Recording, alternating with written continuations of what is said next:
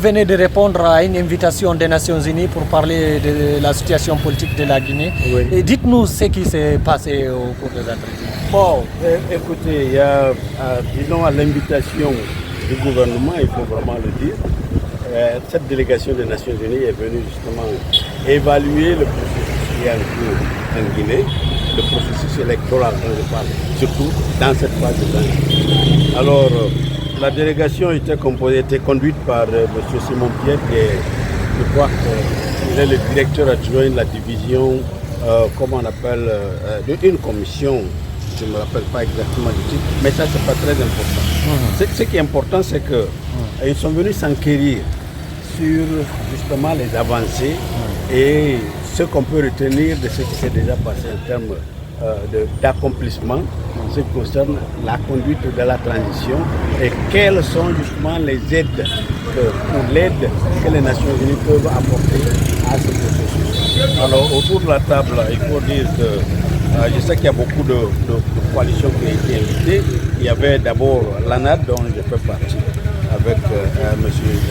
Serou Baldé.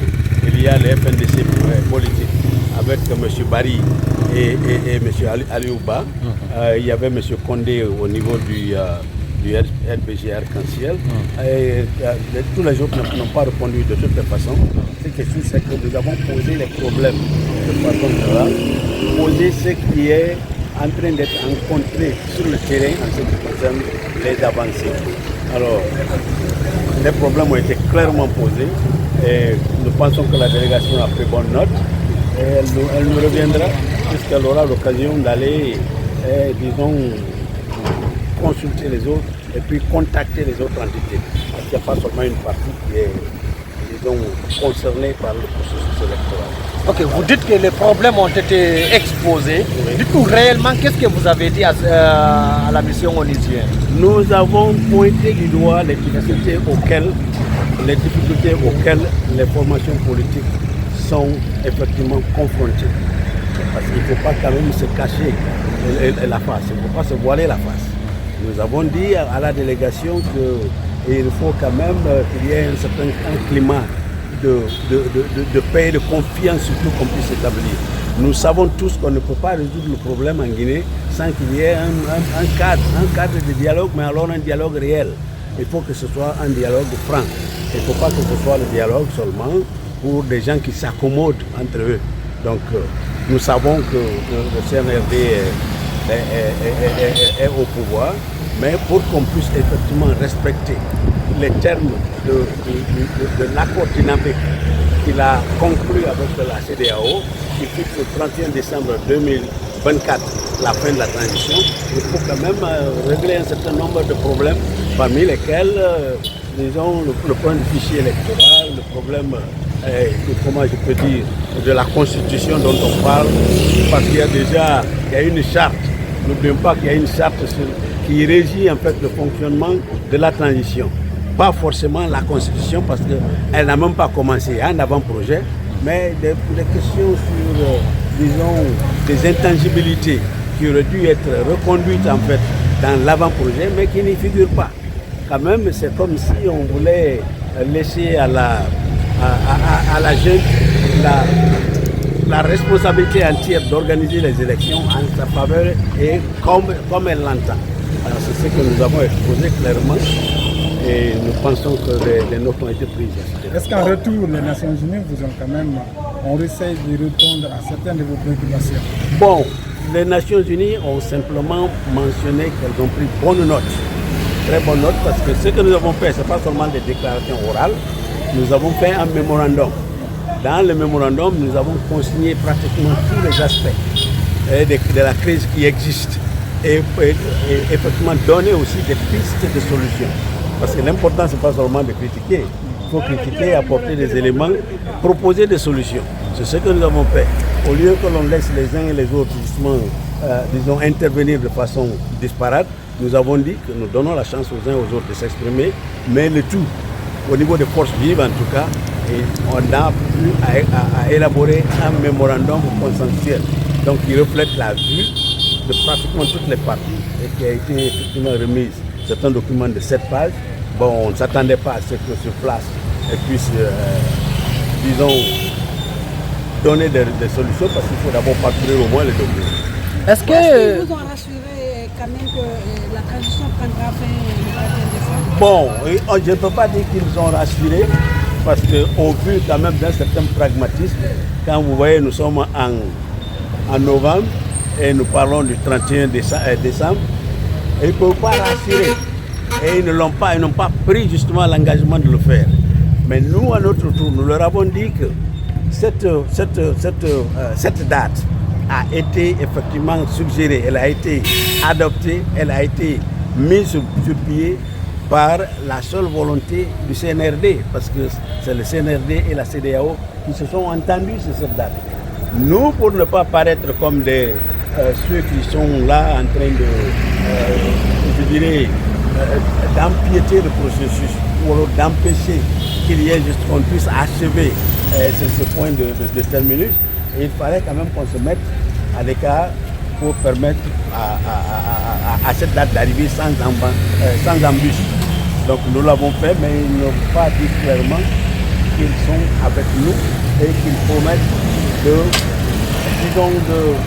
mettre fin à toute cette crise. Parce que la crise, elle n'est pas venue comme ça, subitement, elle est venue, elle a été une crise multidimensionnelle. Donc il faut une approche, disons, dans le temps. Et c'est ce qu'ils sont en train de faire. Ok, mais ces autres... Le cas de kidnapping et la disparition. Tout à fait. Nous avons mentionné tout. Nous avons mentionné le fait qu'il y a des leaders qui ne sont pas en sécurité. Aujourd'hui, comme vous le savez, tout ceci a commencé par le musellement de la presse. Avec la presse, on a retiré même les licences. Nous avons mentionné tout ça. Aujourd'hui, il y a des leaders qui n'osent pas sortir, qui n'osent même pas rentrer. Des leaders qui sont en exil. Nous avons annoncé tout ça, nous avons dénoncé cet aspect. On ne peut pas parler de dialogue tant qu'il n'y a pas de confiance mutuelle. Et la confiance mutuelle, justement, vient à travers, justement, le cas de Poliké Maïngué a été mentionné et figure en bonne place.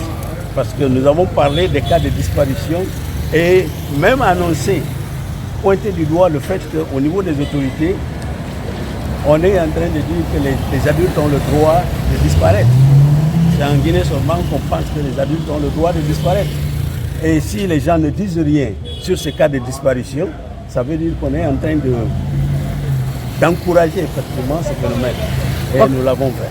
Ok, qu'est-ce que vous garantit qu'avec les Nations Unies, il y aura une solution? Puisque là, on constate des violations de la charte de la transition, le non-respect de l'accord qu'ils ont signé avec la CEDEAO et ainsi de suite. Oui. Bon, comme je le disais tantôt, les Nations Unies reprennent le recours ultime. Vous savez, les Nations Unies, la Guinée est membre des Nations Unies. Donc, quand il y a une requête qui vient d'un gouvernement où il y a des militaires qui viennent, il faut bien que les Nations Unies écoutent. Et c'est ce que le chef de la mission a essayé de porter à la connaissance de tout le monde. Ils sont venus parce qu'ils sont à l'écoute de tous les pays membres effectivement des Nations Unies qui ont des problèmes, surtout en Afrique, et en Afrique de l'Ouest surtout, où il y a cette recrudescence de pouvoir militaire. Alors, nous leur avons posé ces problèmes. Encore une fois, on ne peut pas dire qu'il y a une garantie, mais le simple fait d'écouter ce que nous avions à apporter autour de la table, qui sont des éléments que nous pensons qui ont été convaincants, nous pensons qu'ils prendront la mesure de la crise et qu'ils apporteront des solutions les meilleures. Ok, dernière question, lors du lancement de la campagne de vulgarisation du projet de la nouvelle constitution au Palais du Peuple, lors des discours, nous avons entendu les députés dire que c'est une campagne d'acceptation du projet, de l'avant-projet. Nous avons pointé du doigt justement le fait qu'on parle de processus électoral, un processus qui n'est pas annoncé. Dans la tête des gens, des partis politiques, nous ne sommes pas dans des campagnes électorales parce que la campagne n'a pas été annoncée. On parle de campagne électorale quand on dit publiquement, voilà la date qui est annoncée pour les présidentielles ou pour les communales et tout ça. Mais aujourd'hui, il y a cet effort de pouvoir, créer davantage de confusion en faisant croire à tout le monde que le processus électoral est en cours en Guinée, alors que ce n'est pas le cas. Nous sommes dans une transition et nous avons aussi dénoncé le fait que nous sommes dans dans une sorte de préparation des esprits pour accepter la candidature du général. Alors que lui-même, il a dit qu'il ne se présentait pas.